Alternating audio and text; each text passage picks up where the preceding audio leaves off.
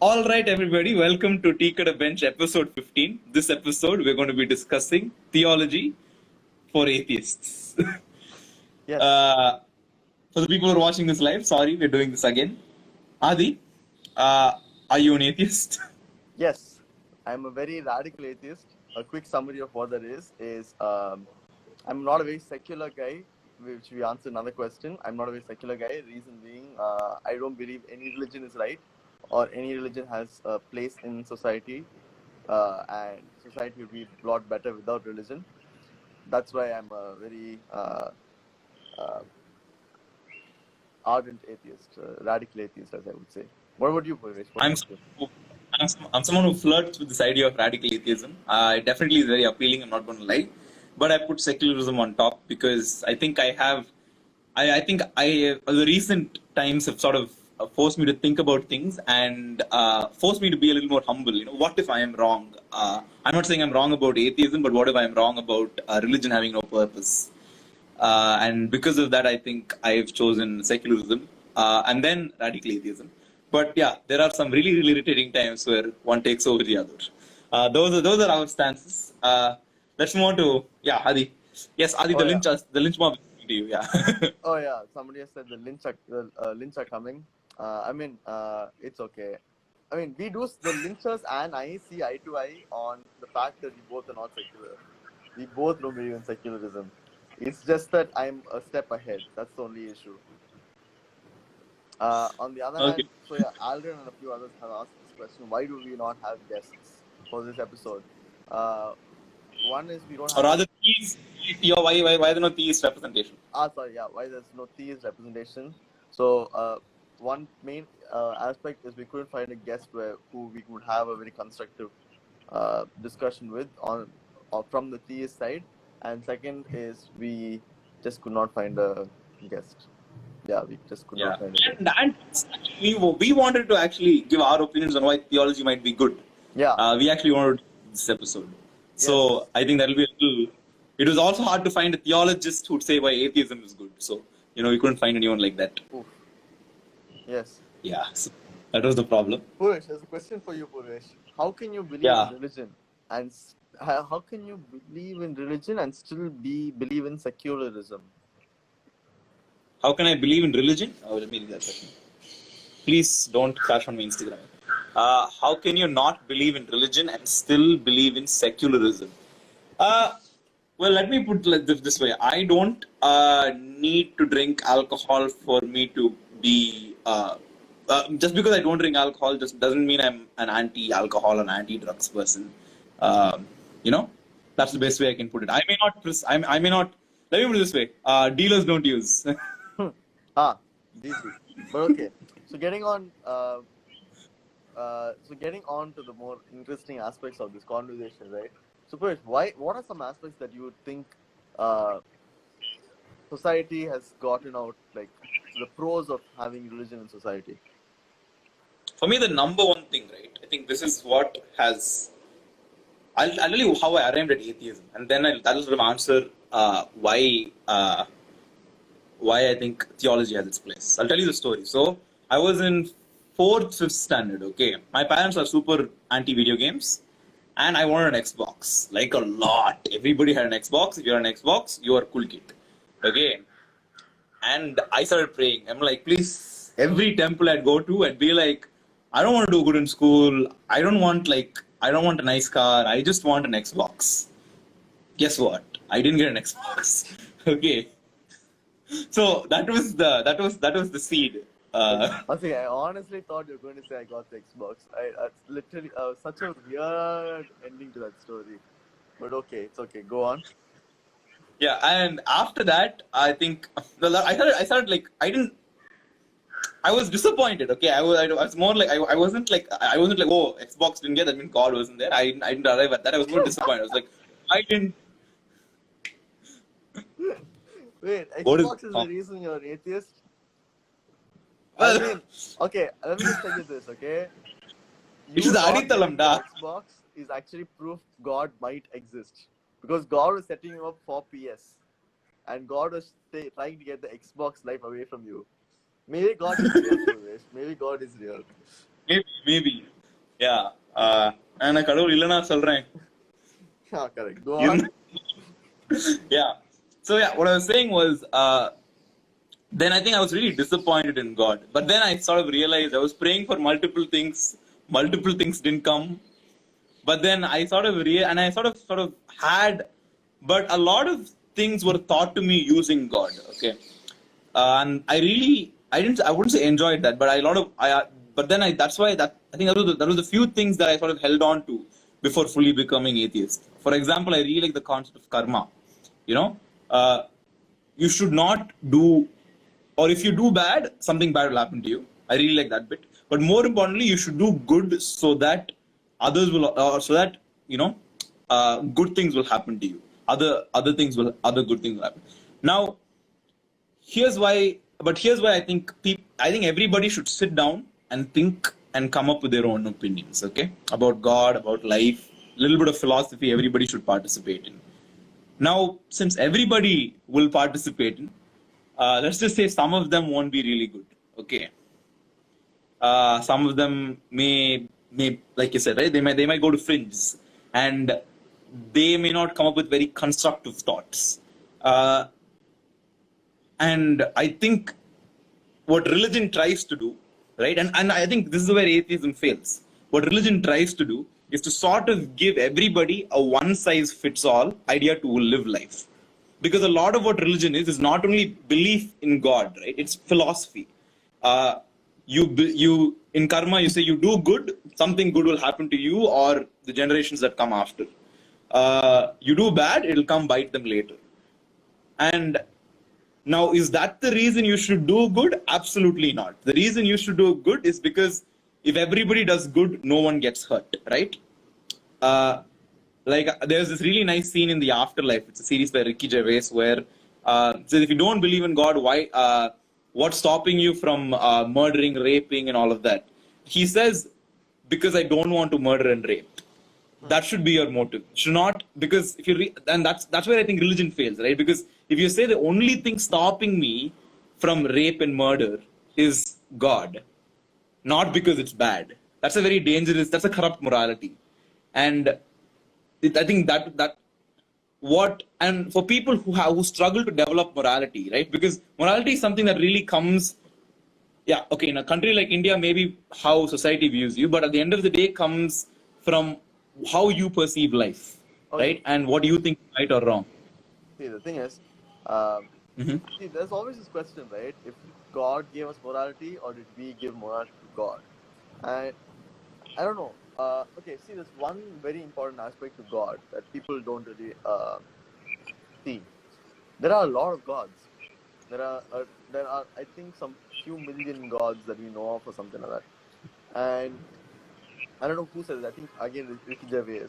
He's like, I am no bigger atheist than you are. Maybe I'm a bigger atheist than you are by one God. Like you don't believe in 99% of the gods, but you believe in this one God. So you're actually increasing your chances of going to hell or whatever the bad part of that God's reality is by a huge fold by not believing all these gods. So like I'm just doing that by one more God. So I am just, you are an atheist, I'm an atheist. It's just that in your eyes I'm a bigger atheist. That's all. And on the topic of morality, I don't know. I don't know if morality is the right term for it. I think it's just empathy. I think, yeah, I think I'm echoing a bit there. Puri. It's good. Okay. Anybody comment if I'm echoing? Anyways, I think why people don't rape and why people don't murder, I don't think it's just like I just don't want to. I think it's empathy. I think, would I rape someone knowing that I could get raped by someone is I think the best way to put that argument forward, right? I don't want to get raped and I don't want to get murdered, so I don't rape, I don't murder, because in a way I know how that will feel. And not to like underrepresent the people who have been raped or murdered, but it is not a good feeling, I can assume. So that is a good enough reason not to do these things. yeah, those are my arguments for the morality of having God or no God. But I will tell you this. There's this beautiful story about doing good for the sake of karma. Kutti story, I'll tell you guys. So there's once upon a time, there's this Brahmin household, and this entire household, they're all uh, completely, what do you say, obsessed with going to heaven. So every day they give out feasts for the poor. They do charity like every single minute they do charity. All their wealth is gone to the poor, everything, and uh, they're all so amazed by this idea of heaven. Have to go to heaven. Have to go to heaven. Have to go to heaven. And one day when they're doing this charity, they're giving food to the homeless and to the poor. This one old beggar, he comes and asks for directions. He's like, I need to go to this place. And this family is so enamored by giving so much that they don't consider this man. And at that point, he keeps asking, and then they're like, okay, they just point to this direction, just go that direction. And then the next day, that guy dies. I mean, I think next year or next week or something, that guy dies. And when that guy dies, he goes to purgatory and he's not in heaven. He demands God come down and answer why he is not in heaven. How could such a person who's done so much good not go to heaven? And God is like, okay, just count out the number of good things you've done in your life, and we'll see if you're fit to go to heaven. So he starts counting, right? It's like, I've done this, I've given food, I've done charity, I've given so much education to the people who need it, I've done this, I've prayed to God, this, that. And then he can't say the 10th thing. He can't say the 10th thing because he's missing his 10th finger.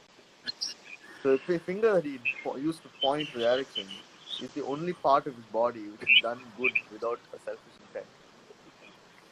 So that is my argument against karma, because so much of karma is like done just because you want something good to happen to you. So I don't think that's good. I think that is again just some form of selfishness that you're doing. Even the good you do is for good to happen to you. And when someone does bad to you, most people are like, Jesus will take the wheel seat, or karma will take care of it. No, karma probably will not take care of it. Yeah, karma, just like if you're on a road on the highway and then you're going 130 kilometers per hour and you're like, Jesus, take the wheel. There's a good chance Jesus might not take the wheel, and there's a good chance karma might not take that person's like happiness or whatever. In the end, it is Annamalai who took Ashok's livelihood and gave back whatever he needed to. It's not karma, it's hard work. If Annamalai thought karma will take care of it, Annamalai would still been homeless. Yeah. Yeah, I completely agree. Like I said, right? Again, the problem is where religion fails is because a lot of morality is sort of, you know, is in relation to impressing God or a version of that, right? Is a tabular column. How many good versus how many bad? It's a lot of that, and that's where I think like most religions, primarily fail. But again, right? The thing that religion tries to solve, or I hope this was the intention behind religion when it came up, right? Apart from money, is a sort of a way of life that fits a lot of people, right? Today we are sort of experimenting a way of life called the democracy, right? Who knows? 200 years down the line, people will be laughing at us like how we laugh at the communists, right? Obviously, this was bound to fail. Obviously, everybody was going to get corrupt. Not too far off here as well, right? 200. So, similarly, at some point, who knows? Religion would have been a way of life that tries to solve a lot of people's problems, and I'm saying that's the reason for. That's probably. I'm not saying religion is better than atheism. I'm just saying that's probably one of the reasons why religion is good. And again, right, the best part about religion, if I can say so myself, is the freebies. You don't need to do all the thinking. I didn't need to listen to any of the good philosophers who challenged my opinions, right? And then I came down to this. It was just things were just taught to you, and you sort of did good throughout your life. And there are people like that. I know people like that. I know people who are like 80 years old who've tried to do good things to their life because it's just ingrained to them because of the way of life they subscribe to. Sure, there are the detrimental parts of any religion they particularly follow, in my opinion. But I've seen it being a net positive for a lot of people. And another thing I really, really am impressed by what religion can do is the power of fiction, right? If I'm again under the pretense God is fictional, which it probably is.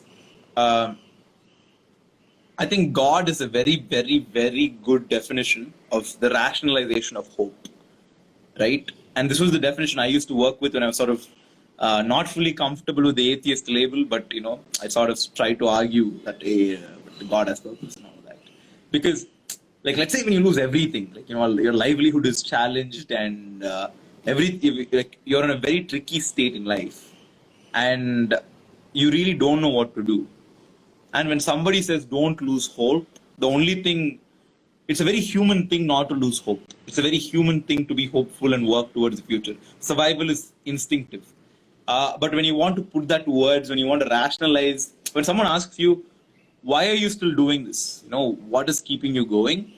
And when you say hope, and sometimes you don't want to look like a fool, I really like the answer, Yella Malar right? And I'm not saying that's an excuse to be lazy, but that's at least an excuse to not worry about things when you work hard to escape out of your treachery. And I think that's a very, very beautiful purpose religion serves. Okay, so there's this beautiful argument in the comment section people are talking about. Actually, honestly, this comment section has gone a lot better than what I thought it's going to be. My cynicism of the comment section has been proven wrong. But so Blue Mist has said most moral decisions are selfish, though. If it's not just religion, it's how society, family perceives you, money, popularity, etc. Religion is one of several factors why someone might do something. And Jasim said, aren't humans selfish by nature? And Manvi said, the entire idea of capitalism is built on that. Actually, that's not true. Capitalism is built on the idea that humans are greedy by nature, not selfish. Greed and selfish are very different things. For example, greed is good because greed can be quantified, greed can be harnessed. But selfishness, humans are definitely not selfish by nature.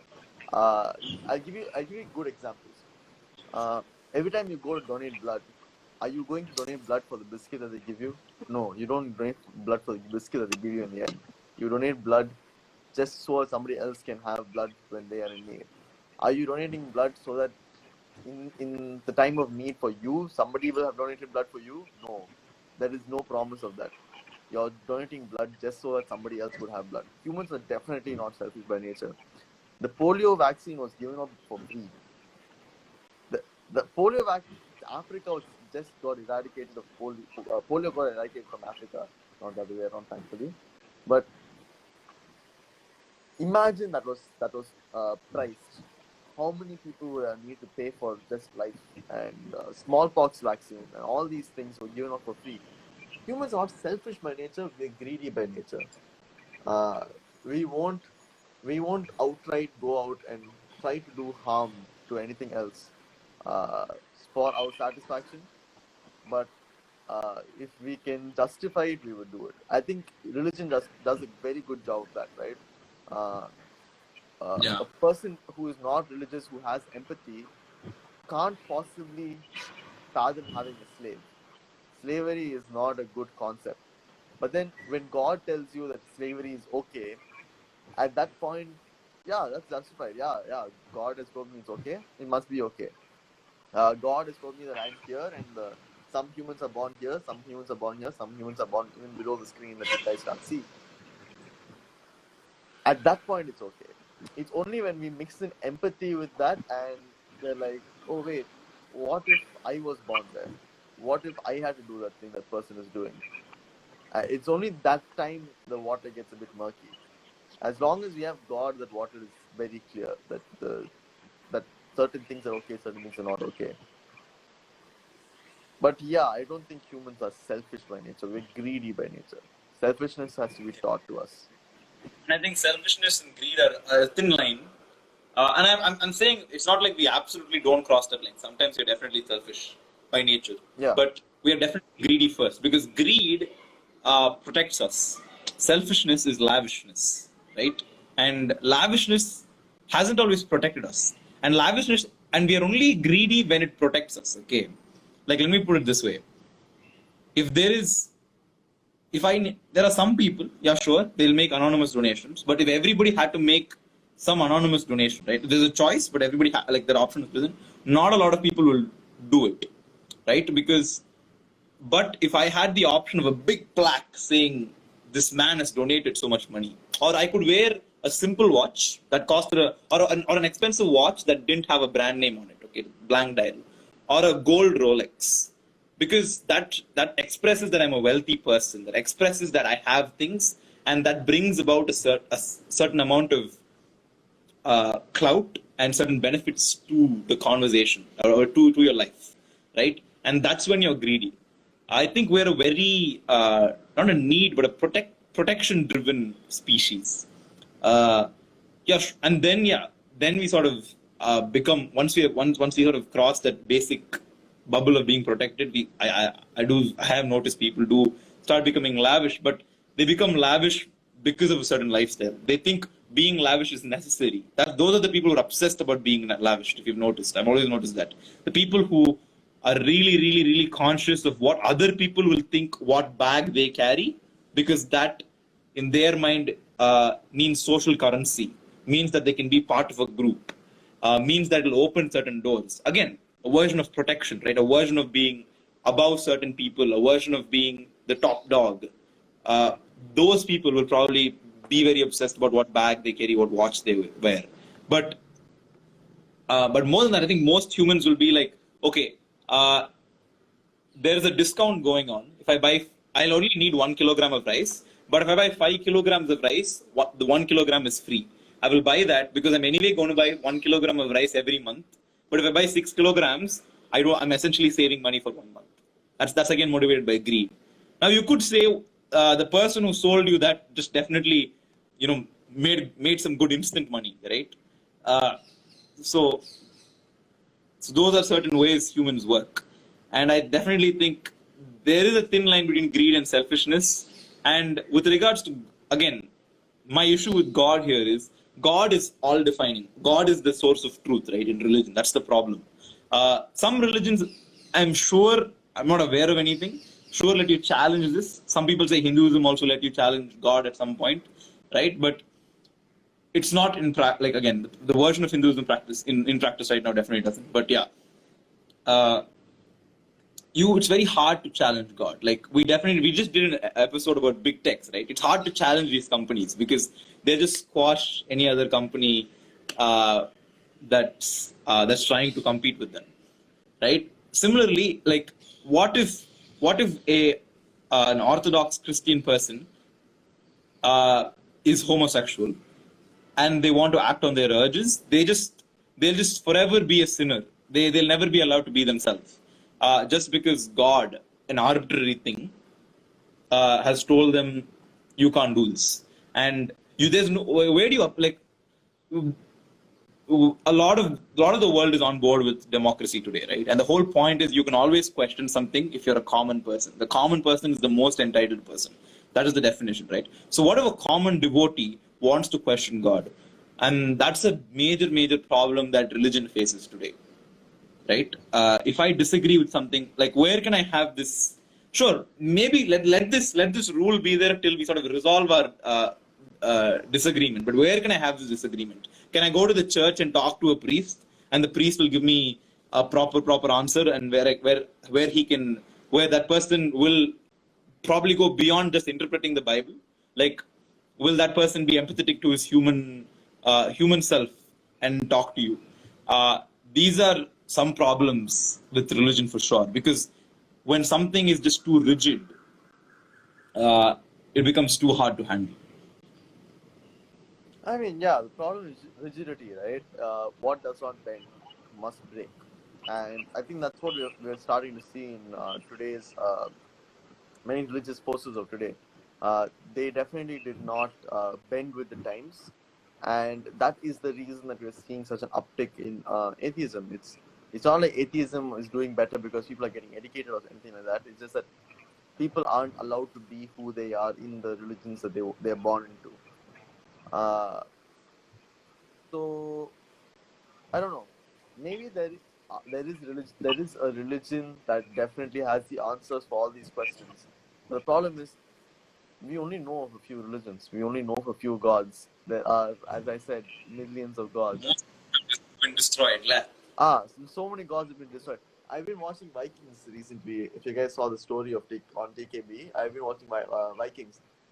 God has done such a good job in the Viking mythology, and like the reason Vikings did so well in the world and their armies was such a brilliant army has to be a certain portion of the credit has to be given to God.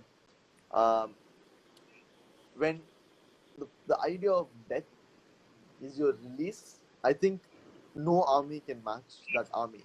When you can't, when an entire army does not fear death, but they welcome a proper death on a battlefield. Well, what are you going to attack them with? They're already welcoming death. What are they fearing? They don't fear anything. And I think that's why the Vikings did so well. Like there was such an immense power in the world. Is a big reason is God. God was the big reason. And why the Shivites in India did so well? They bowed in front of the destroyer. Like those are good reasons to have God. And when God is on your side, when you completely believe God is on your side, I don't think there's too many things that could stop you. But on the other hand, that belief could stop you. Well, how do I put this? If all I believe is in God and not enough in myself, that is going to be the make or break decision. When let's say Purvesh and I are trying to get to the same place, and we both put in the same amount of effort until here, and then Purvesh is like, okay, I'm going to leave it to God from here. He's going to reach here, but then I'm like, no, I need to do this. I need to get to where I want to be, and I put the effort, and I reach the top. I think that is also a reason that you see atheists don't have a huge population, but the higher you go in society, atheists have a better representation. Like the top 1% are made up of more atheists. There's a bigger percentage of atheists in top 1%. A bigger percentage of celebrities are atheists. A bigger percentage of artists, creators, and just like famous people are atheists because Smaller percentage of politicians. smaller percentage of politicians are atheists. I mean, that is today. In the past, that was also a bigger percentage of politicians are atheists in the past. It's all because those are the people who completely surrendered to themselves. Like they were just not like, I have complete control of my life. I'm not going to leave anything else. Okay, so that actually has a name. It's called the paradox of success, where you need to completely believe in yourself and no other force can have has a say in your life. But once you've reached where you are, you also need to believe that luck is what brought you there, right? That is a whole different scientific theory. You guys should like study about this. That is not why we're here. But in that meantime, we shall read some comments. So again, we've gone back to the selfishness. Is again a clout. Wanting to have clout is selfishness? No. Selfishness is the opposite of selflessness. It's like wanting to do something which will only have good for you. Clout is not going to have bad intentions for anyone else, right? So it's not just a selfish thing. And wanting to be top dog is just wanting to be the best at where you are. That is again just greed. Greed and selfishness are mostly used in the same sentence, but they're not the same thing. Like they have completely different definitions of what they are. Puri, read the next one down. Why will you? Shit, reading. I've been. Since the comment section's been so active, I've generally said I've not been paying attention because I'm like, oh shit, too much reading. Read the Blue Mist one. Not all religions. Blue Mist one.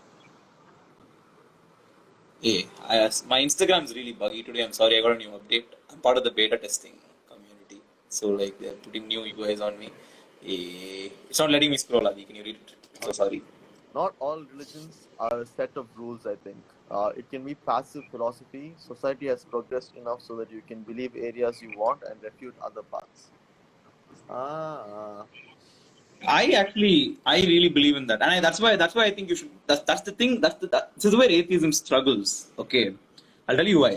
Because atheism isn't a religion, and I think that's good. First of all, it is just saying all of this doesn't make sense.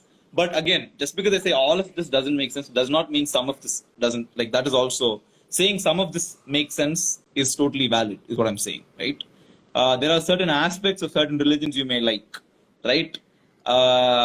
Maybe the concept of forgiving everyone, forgiving things in Christianity. That's a very powerful thing. Adi and I keep talking about all the time.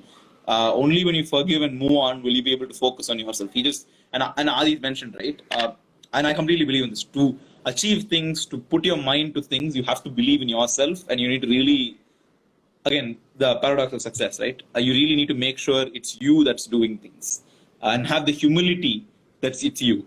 That if you're really successful, you need the humility it's you and not an external force. And you at the same time, if you're succeeding, and you think it's all that you don't have flaws. You need to have the humility to accept all the flaws, all the issues that's been caused here. It's because of you, and those things are very hard to do as individuals. And I can only imagine what it's like for a grown adult to become an atheist halfway through their life. Because what I became an atheist when I was like in like 8th, 9th grade, right? Like maybe I wasn't confident enough to own the label, but definitely was by then. So like though I didn't believe in these things a lot of my life, I didn't practice a lot of this wholeheartedly. But for someone, maybe someone who really, really believed in God, and then to just say, okay, all of this, everything around me is because of me, good or bad, to really surrender to the self, that's really hard, right? And I'm not saying that's the only way to become atheist, because that's the thing, right? Atheism is just saying that, okay, I don't want to believe in these things. I want to maybe take a step back and think about things and come to my own conclusion. That's what atheism is, right? And it really is a sort of transition from believing in something, having faith in something, and becoming atheist and saying, okay, it's just me over here, is a really painful reality. To sort of come to grips with that, because it is hard. I'm sure the only thing that probably got me through the thing that, okay, here's my medicine for aspiring atheists. If you're having a tough time becoming atheist, go to Yuvan Shankar Raja and listen to Oranalil. You will realize all that is around you is just you, right? And maybe the things around you aren't even real, right? You're just perceiving those things, but it's just you. And it's okay if today is bad, tomorrow will be better. Maybe. He again says maybe. That's the best part. yeah, But that is and true. for it to become better, you need to, எரிமலை வந்தால் கூட ஏறி நின்று போர் தொடுக்கணும். Okay, you need to do that shit. That is true. So See, one thing I don't understand. Blue Mist has also said like, not all religions set in rules. I think. What religion is not set in rules? Like, don't all major religions have like a book? I think what she's trying to say is the way people practice religion is not perceiving these hard set rules. Because definitely in my house we don't. So I was brought up Hindus as a Hindu, and we don't really look at the books. I don't think any of us have read the Bhagavad Gita, Vedas, all that shit. Like we just sort of go to the temple when we feel like going to the temple. We celebrate all the festivals, and sometimes we even eat non-vegetarian food on Thursdays. It's really chill. So But no. But that's just going against your religion. But your religion has said certain things are to do and not to do, right? You made a choice yeah, of not to do these. Right? again, right, that's the thing with religion itself. I think that's it. That's its downfall. But at the same reason, that's why it works for so many people. It's a set way of life. I think building a routine is a very good thing, right? But all religions help you build routines. Those routines may be bad or good. That's a different thing. I really think it's important to have a morning routine, evening routine. Sure, the lockdown hasn't been kind to my routines, but building a routine is extremely essential. I personally believe, and I think things like that, religion does really well in terms of, like My grandmother goes to the temple every other day. She makes sure she feeds the animals around her house. Look at all of those things, right? Like there'll be a vada on top of the terrace every day for the kaka, right? That kaka would have probably starved to death otherwise, right? And you could now again in the previous episode we mentioned if that's good or bad, right? But the idea is these things are just prescribed to you and you just follow them blindly. Some of them are good, some of them are bad, right? But I think a smart way to access religion is definitely to be an atheist, look at what religion says, and then sort of think about why they may have said XYZ, and then go about it from there. So, You can learn something from everything, right? that I completely believe in. You can learn something from everything. So, for example, the story about the Brahmin family who gave out so much when they still couldn't get into heaven, right? I think that is a lesson where everybody needs to learn. Like, you don't need to look for something to come in return for the good you do, because most of the time it won't. So I don't know, have a selfish reason, like you want to better society or something like that.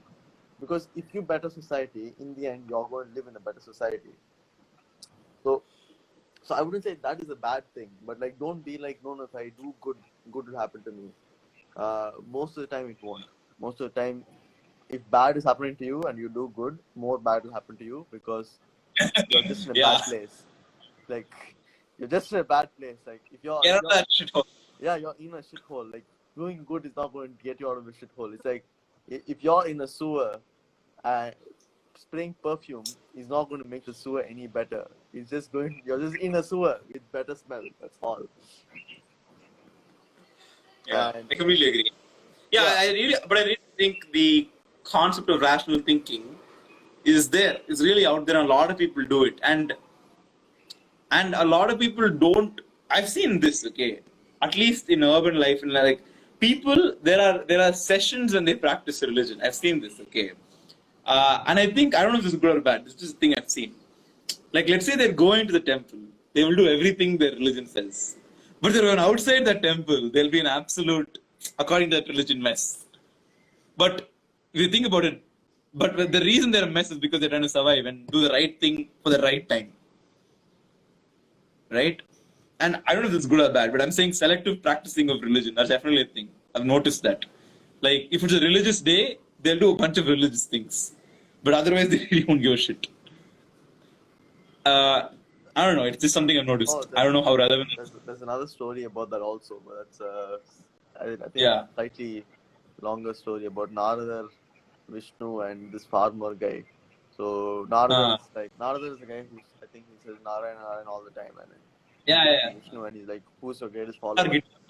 And then Vishnu is like, no, that farmer guy is my greatest follower. Narada is like, how can he be greatest follower? I say your name all the time. And he's like, go watch and you will learn.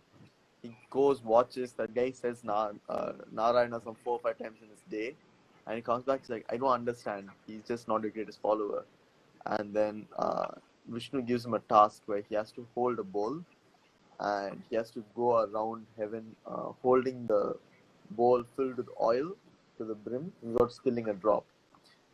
He does it, and and while he's doing it, an old man walks by, and because he's so concentrated on the bowl, he shouts at the old man, and he finishes the thing and says, "Look, I'm your greatest follower." And Vishnu is like, "If you think about this, through the task, you didn't call out my name once. I came in front of you, I walked past you, and you didn't even notice my walking. You shouted at me.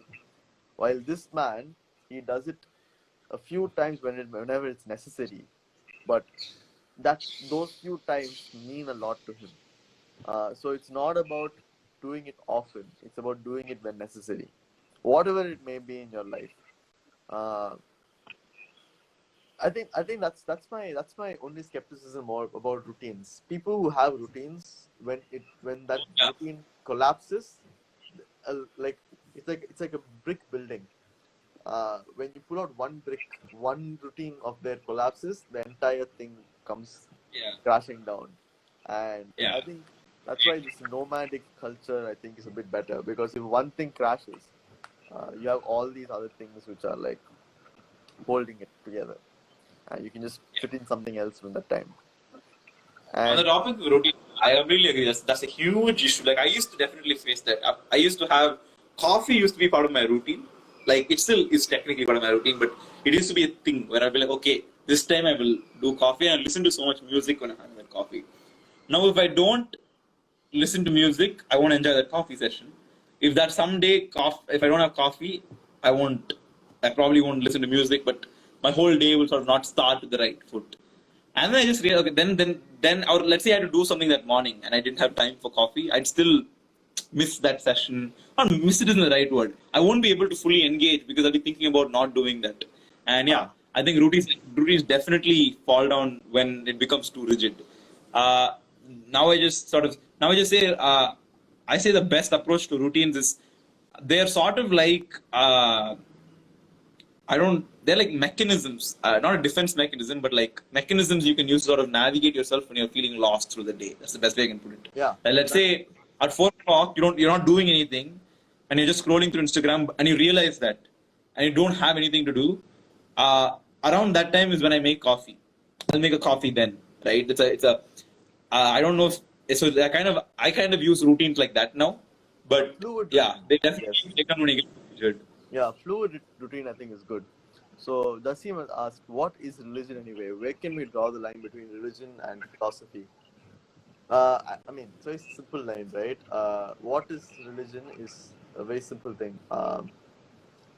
Religion is believing, and philosophy is seeking. You look for an answer in philosophy, and you get given an answer in religion. Yeah, The I I was like in religion you are told things, in philosophy you ask things. Yeah, I think that's a good line. Communism is not a religion. A communist might look at communism as a religion, but communism did not start off as a religion. I'm sure if you start questioning communism enough, it will fall apart, and that is when you realize communism was never a religion, because the religion has fallen apart, and you're just trying to find out how it's fallen apart, right? And like the more you question certain things, the more you will realize how it's falling apart. And Again, not communism, right? You can learn something from everything, yeah, and I think communism definitely has merits. I think in our circles, communism gets too much of a bad rep, and in other circles, communism is just like, why isn't everybody following it? There's no. I think communism is really healthy in small doses. communism is good. Like everything is good at Yeah, certain everything is. points. Communism is what gave us trade unions. It gave us unions as a concept even. It gave us workers' health and workers' safety and all that. That is good. And But even some of the Marxist agenda, right? Like doing yeah, something you love. Like yeah, both of us always talk about that, right? At the end of the day, I don't want to just sit and like write code for this big company that and never get recognized. I want to do something that I can sort of be proud of. And yeah, communism definitely the philosophy side of communism definitely tries solving that, right? So yeah, uh, you can learn something from anything. yeah. You can learn something from everything, and I think even religion, you can learn so many religious people, so many religious Yeah, stories. You can learn so many beautiful things out of them, so many that's terrible another things thing I out of want to them. talk about. Thank you for bringing that up. Religion has brought out some of the best artwork on the planet, be it stories, paintings, Okay, songs, first of right? all, comment Parida. So Manvi has said, if we didn't have religion and people did believe in God, wouldn't we have a lot of important literature and philosophy born out of it? So yeah, continue.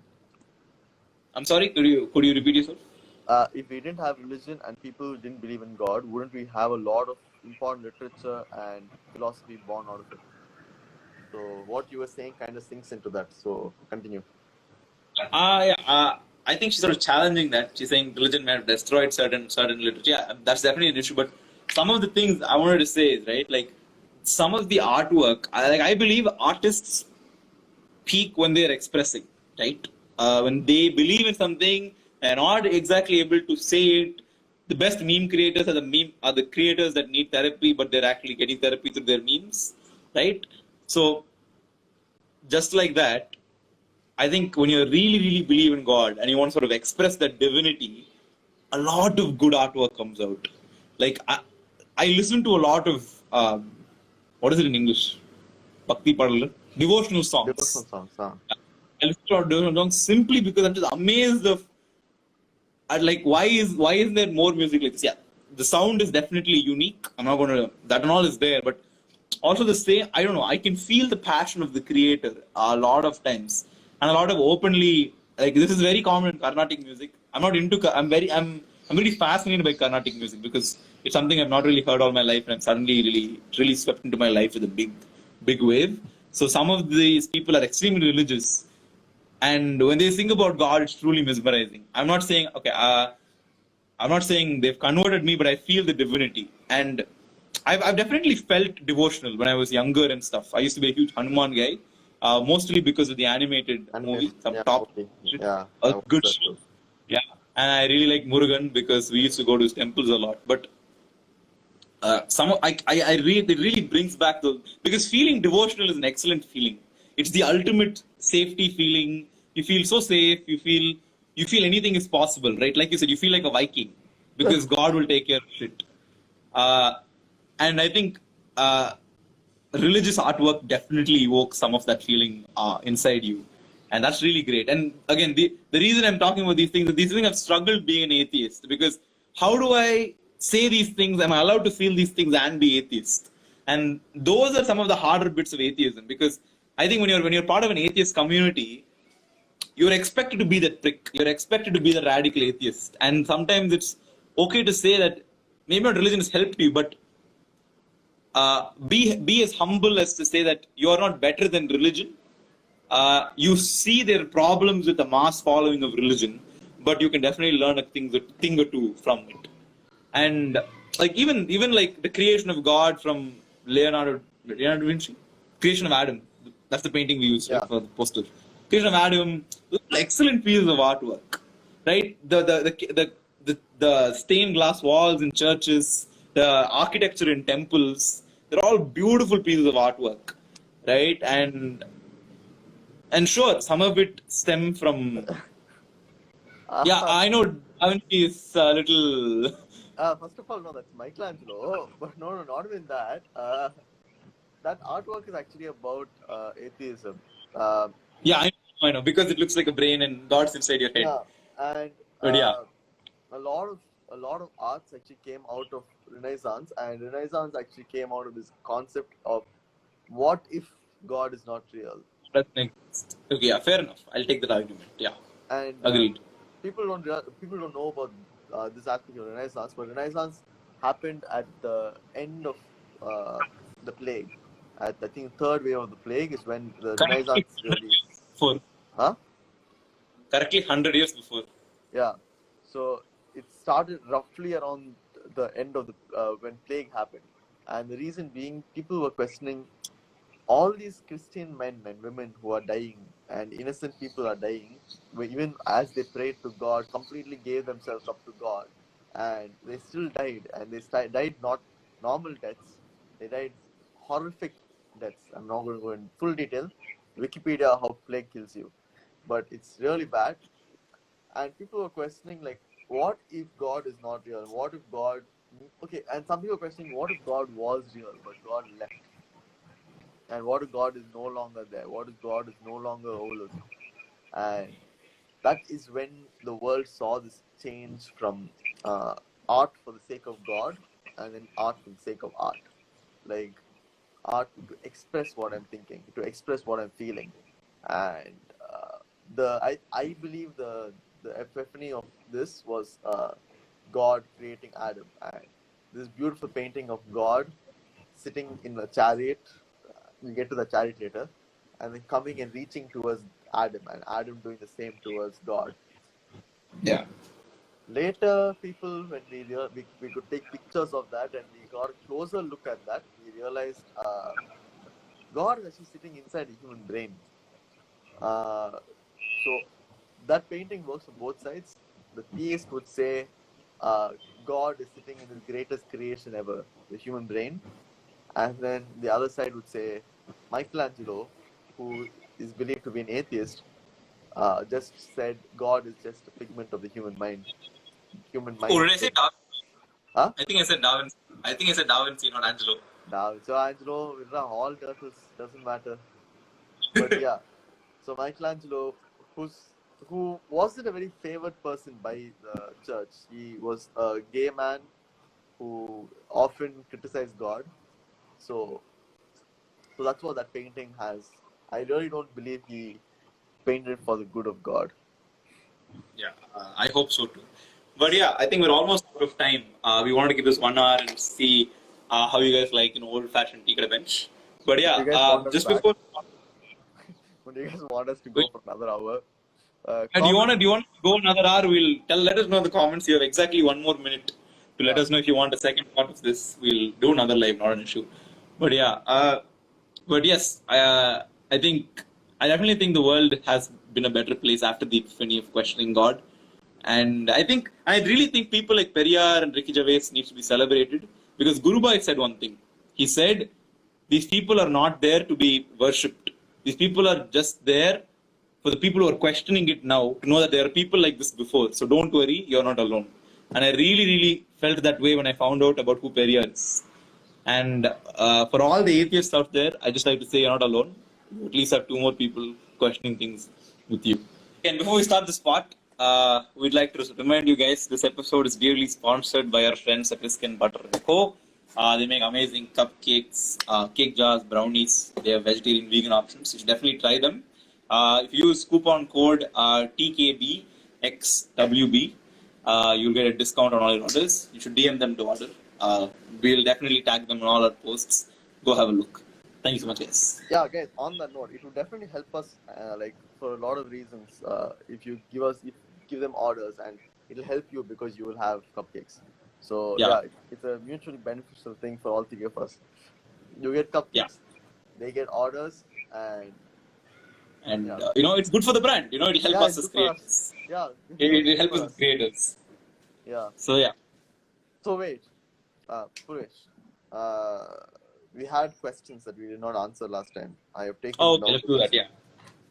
Sri Hari Ravi has said, Stephen Hawking once said that we can explain the origin of the universe without having to bring in God. And I don't know, what is this? Yeah, so what do you think about that? We can explain the origin of the universe without having to bring in God. Can we? Yeah.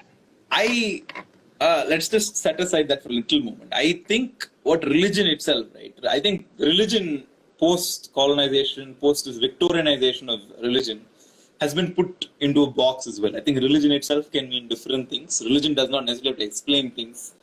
Religion in many ways does not even have to be about God, right? Buddhism isn't a very theology-oriented religion, for example, right? Sure, they worship Buddha, they think of him as a leader, but it's not really about him, in fact. It's about how to live with nature and things like that. So I think boxing religion into this one thing where it's trying to do X or Y or Z is a little dangerous itself, because it can be reductive as atheists for us itself to really understand what we're trying to fight if we're fighting that fight, right? And to what it is that you're trying to unlearn from these things. That said, religions that do try to explain the universe's origin often use certain gods or things like that. And yeah, the fact that we can explain it using the scientific method, which I please hope all of you believe in, says quite a bit. And again, we haven't gotten to the bottom of the origin of the universe. There's still some things we don't understand, but we're very close. And most of it suggests there not being God involved. So I think that is definitely a strong argument for the people who say God created the universe. But yeah, I think it's a very dangerous thing to sort of, not dangerous, but I think it's a very not redundant, but a not productive argument, not productive conversation. If you say God said this, we say this, it's not about that. It's about arguing about the bigger picture, because. And I think that's only when we can meet eye to eye as well, because that's very important at the end of this argument. Because at the end of the day, most of us want human harmony. There are some people who want harmony between certain humans only, but most of us want harmony between all humans, right? despite their differences.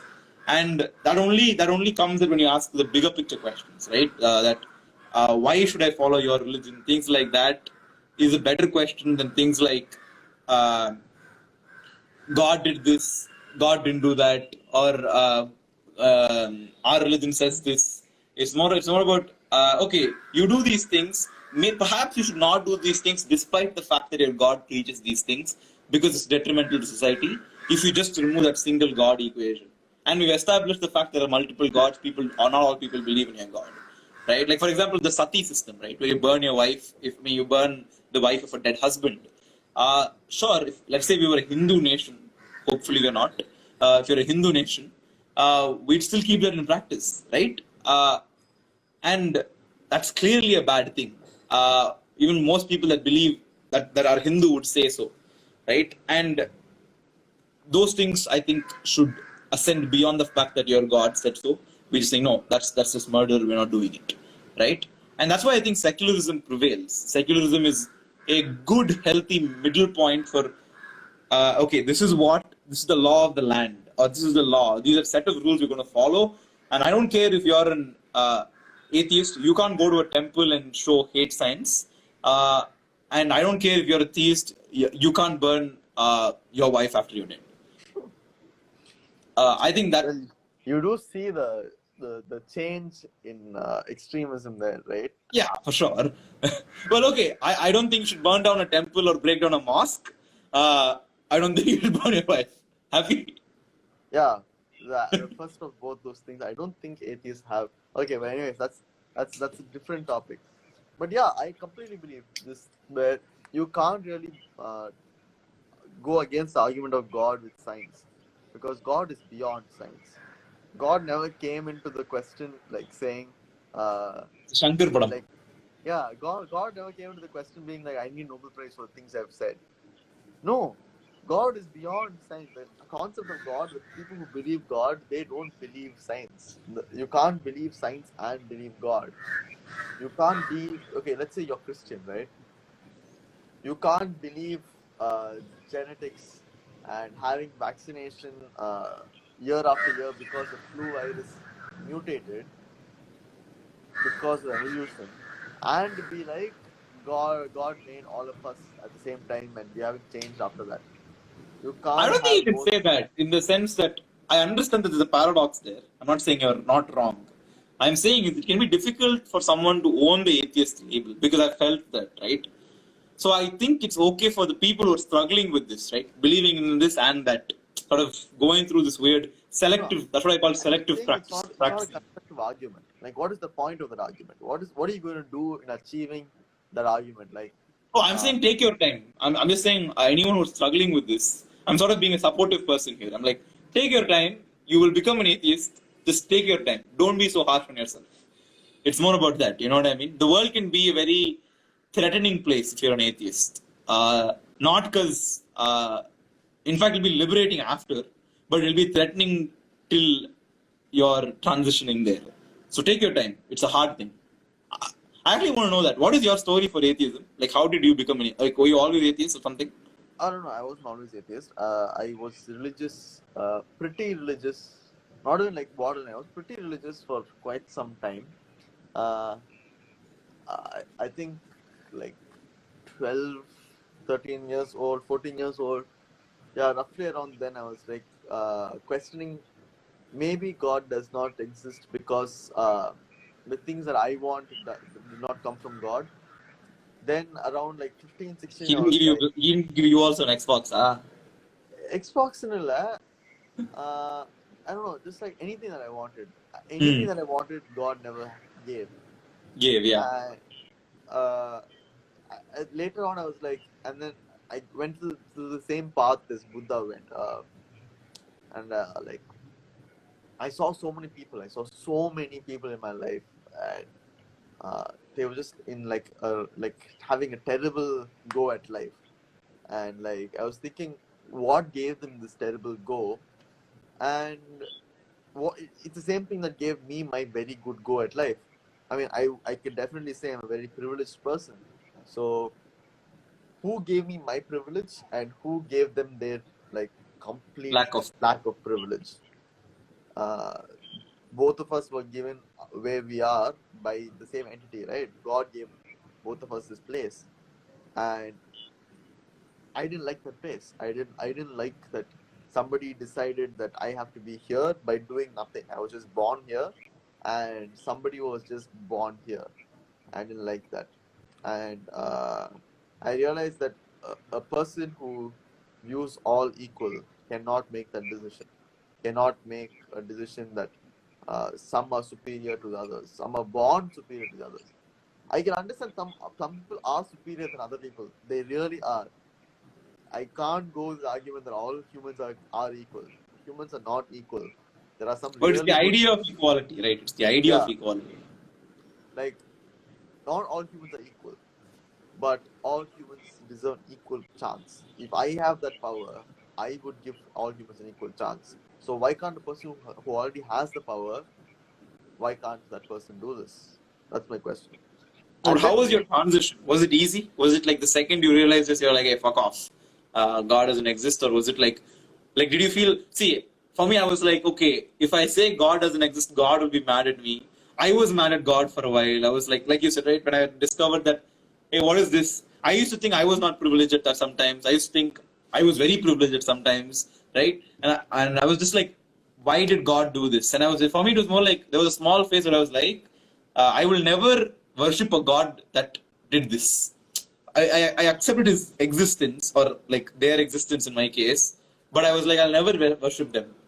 They're like just they don't deserve my devotion. But then sometimes like, hey, shit, that devotion itself delusion. Shut up. so yeah, I've been to the same path. So I was only a very quiet, silent atheist. I was very secular atheist for a long time. Uh, and then few years ago, we used to be like, okay, maybe God doesn't exist, but like uh, the idea of God has done a lot of good for humanity. And then I was like, okay, but the lack of God has done more good for humanity than the idea of God. So that is when I started realizing how much do you expect God to do things for you, and how much do you expect people to do things for you. So wouldn't that mean that humans are God?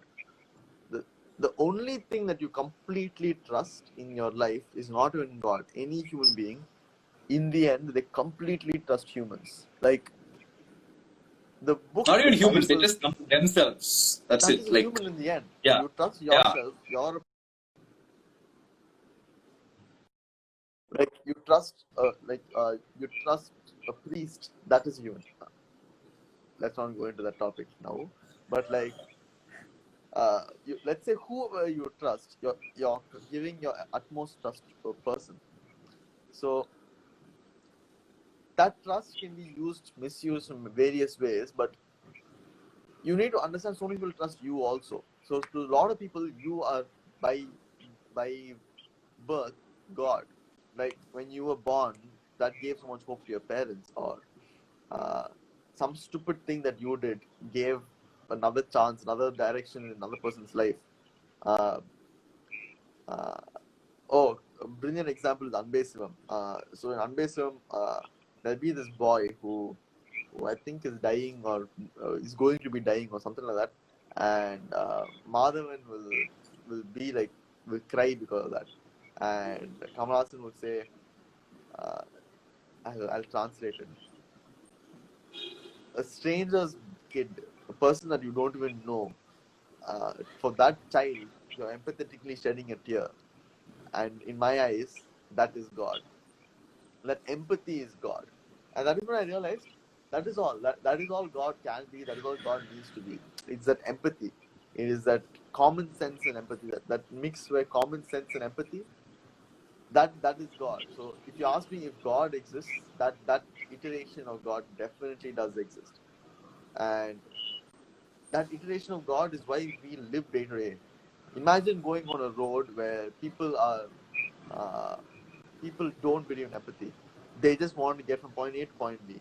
We will all be just driving tanks without any idea of who is in front of us. Just trample whoever. No, we Just can't do that. Panzer and just go. Come on. Yeah, our laws would be written in a way where we don't need empathy. Murder would be okay. No, we can't do that.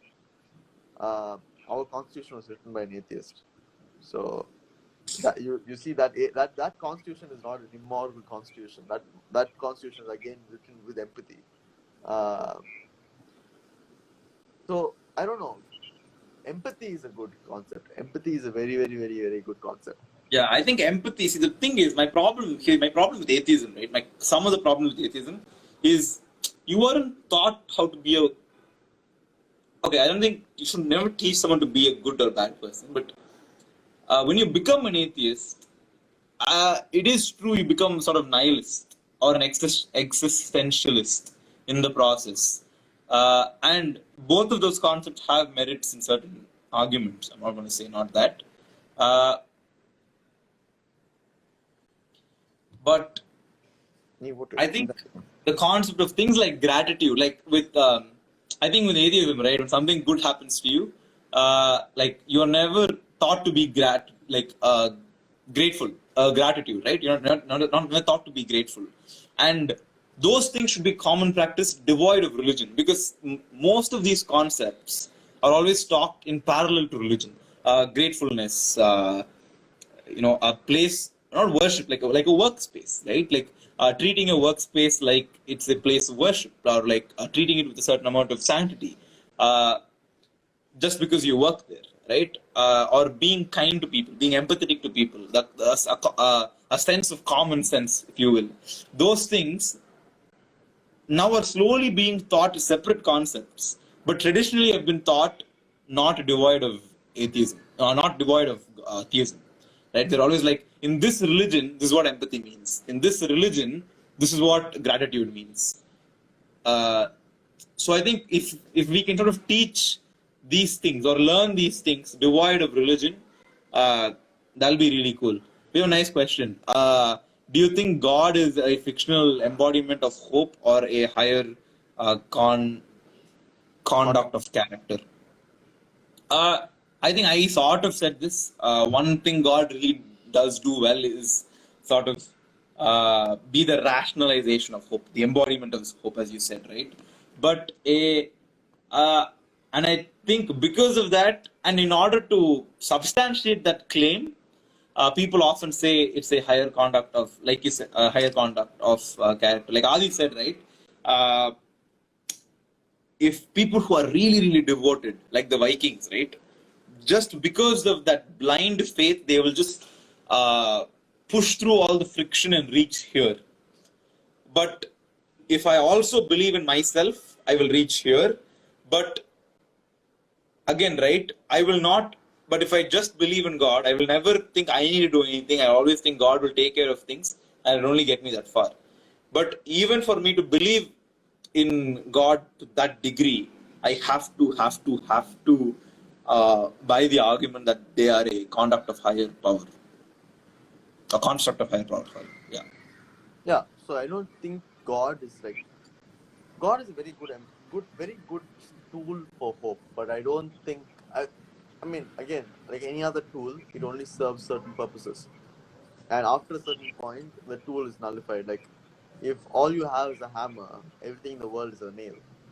And all you have is a knife, you can only cut things. So I think you need a more holistic approach to when the bad things happen to you. There is another question, but before that, we shall go to another question from the previous thing. God can be a good motivator to accept yourself. You have to accept your mistakes and flaws while praying, no?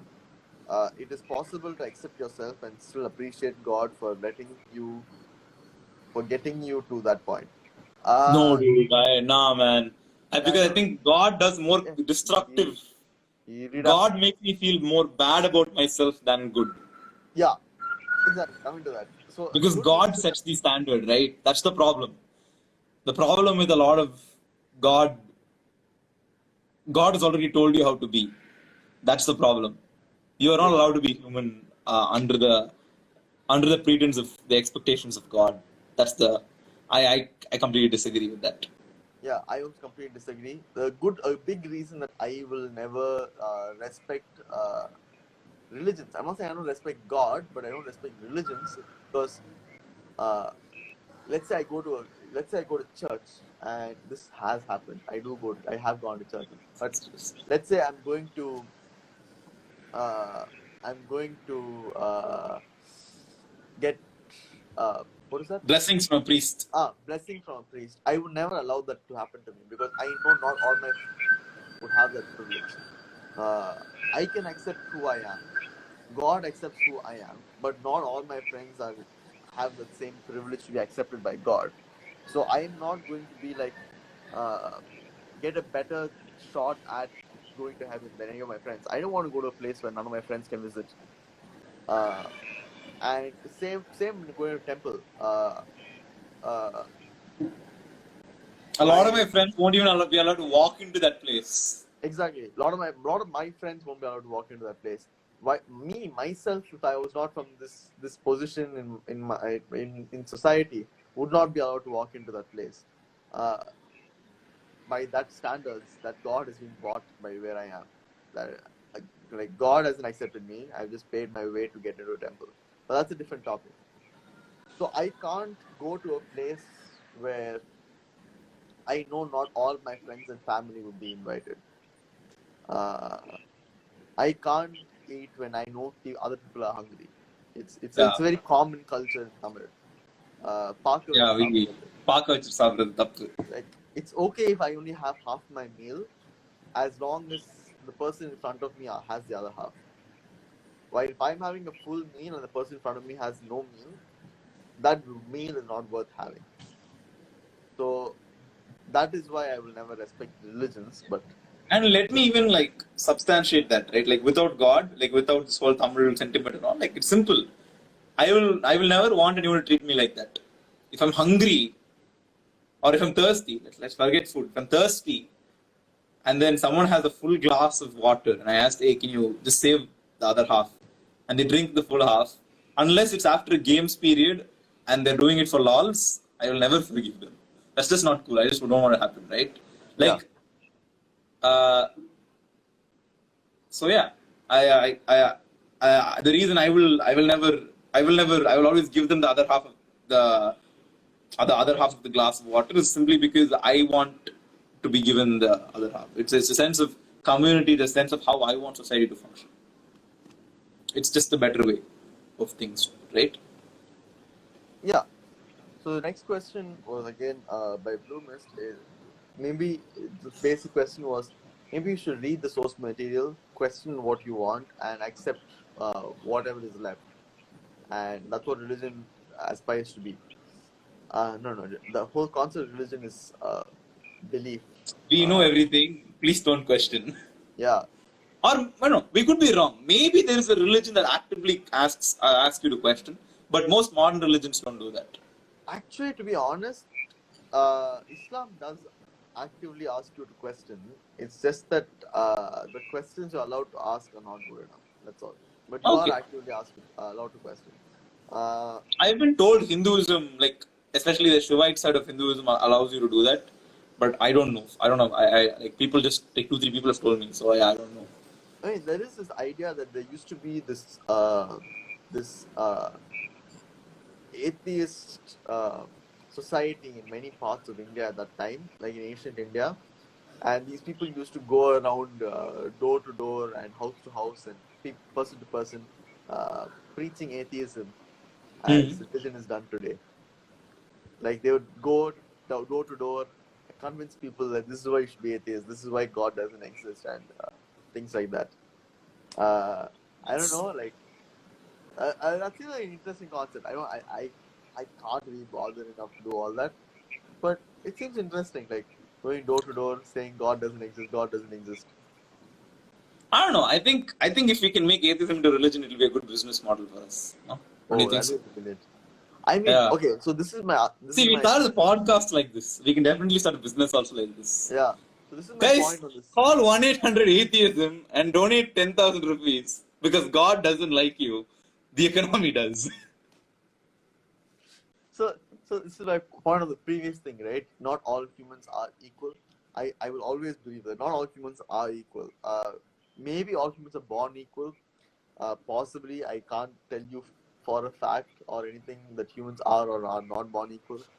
But as we grow up, we are definitely not equal. I'm sure, like, the best example would be uh, think of the average person. This is an example by George Carlin. Think of the average person.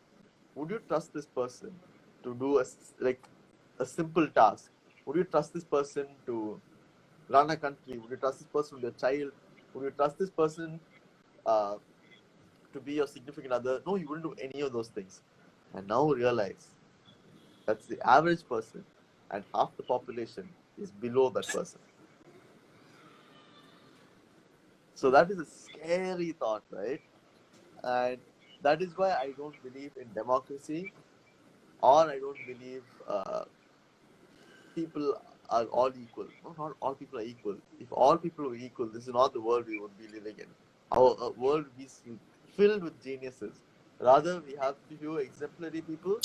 No, our world will be filled with geniuses, attractive people, just straight up top 1% genetics. It'll be amazing. Yeah.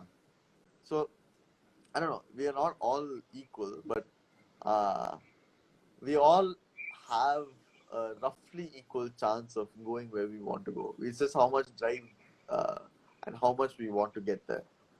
I also think, yeah, sure. I think, I don't know if you can say roughly equal, but I think, I personally believe anyone can reach pretty much anywhere. At least not, okay, I'll be very honest, not anyone, but if people put their minds to it, they can become the person that reaches anywhere. I'm not going to guarantee your success. I'm going to say you have a good shot at it. No, I'll guarantee your success. If you definitely put in 100% effort into reaching where you want, I would guarantee 100% of the time you'll reach there. Because, and like again, I think a lot of things to be clear with your motives, right? Oftentimes, I think people always subscribe to the byproduct. That's the biggest problem. Like I've always noticed this, right? With like entrepreneurs and stuff, right? They'll be like, "Why do you want to be an entrepreneur?" They'll say something like, "Because I want to change the world. Because I want everyone to use my solution to this thing because it's more elegant." And at the end of it, they'll say, "And I'll be rich." Okay. And then like halfway through they'll lose that vision and they'll focus on becoming rich. Okay.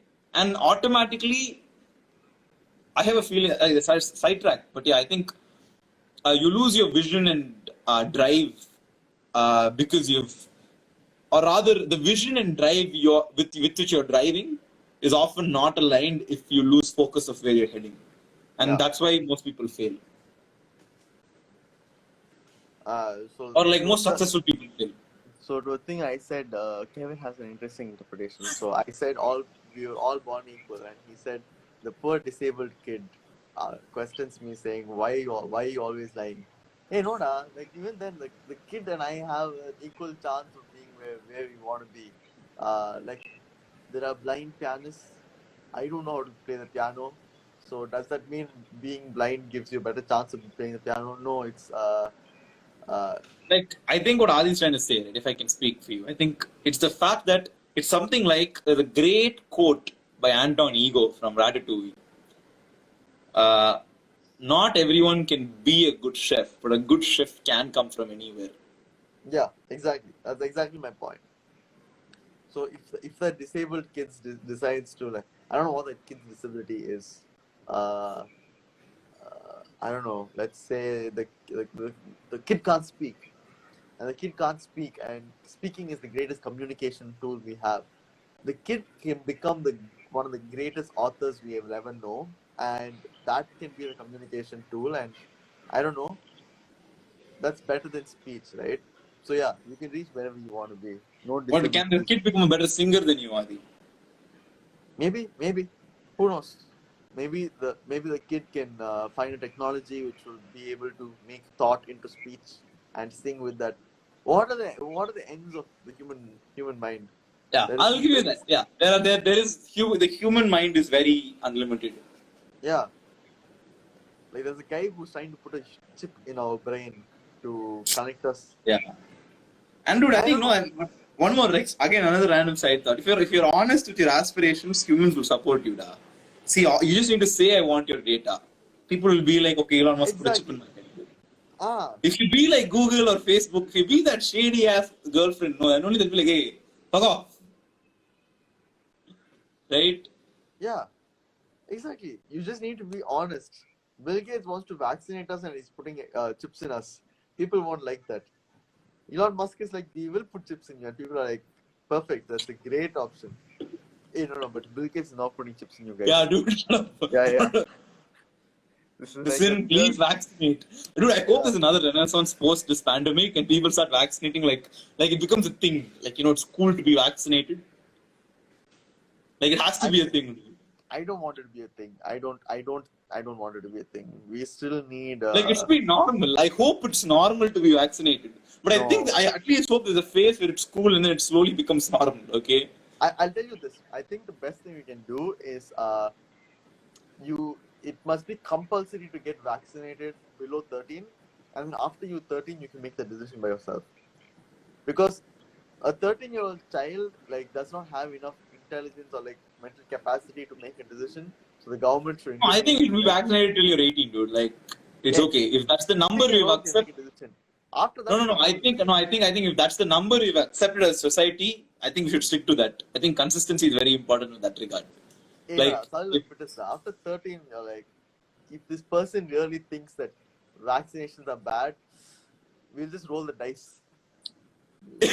What happens? No, but like, okay, imagine a kid, okay, he's growing up, like he or she's growing up in a situation where the parents are anti-vax or something like that, okay, and then because of that, and finally when he's 18, he's given the opportunity to move out and they're exploring the world and they finally come to terms that okay, maybe vaccination is a good idea, right? And things like that. I think there's a reason why 18 is. I think 18 is a really good number, and globally consistently sticking to it is actually one of the bigger achievements humans have done. Like, think about it, right? I don't know about India, but I think in most parts of the world, as long as both participants are under 18, you can technically have sex, right? Like, then it becomes a very gray area. It's not illegal. It's not, What it's do not you pure. mean technically, da? No. Like, legally. Okay. Like you can legally have sex, right? It's more of a gray. I think it's a gray area. It's not like a defined thing. It's a gray area. But second, one person's 18, it's rape. Okay. So I think that's a very important thing. Who is sexier? Sorry, comments. But yeah, but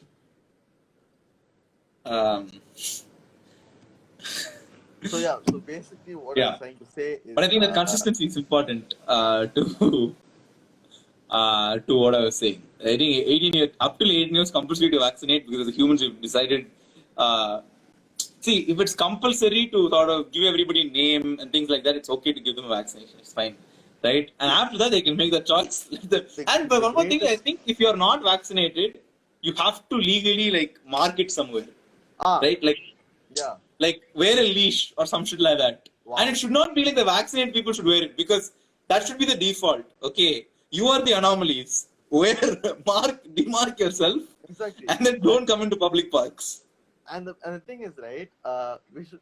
The best quote is Dave Chappelle will say, for 2 years we should remove all the warning signs on the bleach saying "Do not drink." I don't know if it's Dave Chappelle or Ricky Gervais, but it's basically like for 2 years just remove the warning sign on all the bleach saying "Do not drink." Let's just see how many people die, and then whoever is left, we just continue with humanity with those people. Those are the chosen ones. And let natural selection do its thing, right? Let's natural selection take its course. Kevin asked, boys, can y'all answer the question? Answer the greater purpose question. Wait, do you mean like do humans have a greater purpose? No. Yeah, that's some self-entitled feeling good about yourself bullshit. Like, the universe is so fucking huge. It just happens to be we have a conscience. At the end of the day, we are biomechanical algorithms. That's sort of moving a carbon robot. That's what's happening. Okay. See, but okay, I'll tell you this. Does life need to have a meaning to be beautiful? Definitely not. That is what people get. That is uh, that is where people get confused. Um, Life does not have to have meaning to be beautiful. Uh, I think Buddha sums it up perfectly. A flower on your walk, when you're taking a walk, you see a flower. Does that flower have? Is that flower existing there to brighten up your day, or is that flower there to just make that day a better day? No, that flower is there for that flower, and that happens to make your day better. So everything in life has to be like that. There is this study which says atheists, people who would believe that there is no greater purpose in life, have a 57% higher uh, I don't know what it's called. So basically, they believe and they get amazed by universe and beauty in life a lot more than theists do, and Because they it's have not a, happening for a reason. That's the yeah, best because it's part. not happening for a reason. So I don't believe life has a meaning, but that's what makes life so beautiful. Mhm. Yeah. Another question Alrons asked: who is sexier, atheists or theists? Whoever can defend where they are. No, I'd say atheists, dude. If they can, and I'm saying, right, if they can really, really show compassion to God, it means they can show that much compassion. And even if 10% of that can carry out to another person, holy shit. See, the reason we No, couldn't get a I'm kidding. guest, It's like super sarcasm. Okay, don't take it seriously. But yeah, the I reason we think couldn't get a guest is also because we couldn't find somebody who could substantiate their thought of God. Like nobody could be like, no, this is why I believe in God, and like, uh, this is like I can't like these are my morals, and God has never interfered with my morals. We couldn't find a person who is not at a hypocritical point. If we found that person, if you know such a person, we would definitely like to have them as a guest maybe later on and someday. like please ask them not to be hostile. Like we will have a calm, cool decision. Okay, Discussion. discussion. Decision. Yeah, not discussion. So yeah, Correct. so probably atheists are sexier on that front because very few atheists are born atheists, and most theists Wait, are born. really? Yeah, obviously Most atheists are born atheists. aren't. Aren't okay. If they are, holy shit, the amount of privilege in their life, so Yeah. much of childhood trauma just removed straight up. Uh, yeah. So I don't think you need a reason. Just do what you want for whatever reason you want. And even if you take away all laws, I don't think humans will go around killing each other because laws are not the reason that we don't kill people. Correct. Yeah. So like I would Laws are just the things that are in place to protect the people that happen to kill. I don't think yeah, we would kill without reason. it's to make sure the anomalies don't take place, but in the end they are still anomalies. Yeah.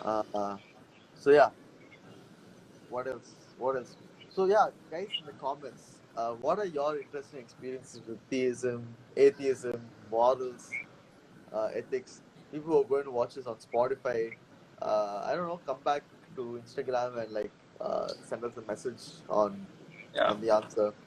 It'll be really good. And if you're a theist, please text us. Like, if Yeah, you're willing to have like a chill discussion on some of the merits, and like if like theism has helped you, if you think you've helped you, and like, and if you think you can give us like a difficult time explaining why atheism can do the same or something like that. Please text us. Like, it'll actually be a cool discussion. Where it's at the end of the day, it's just that, right? I believe I'm not wrong with regards to atheism, but I'm definitely not correct in believing everybody should be atheists. I Kevin think. said he confessed to a priest during confession that he did not believe in God. Oh wow!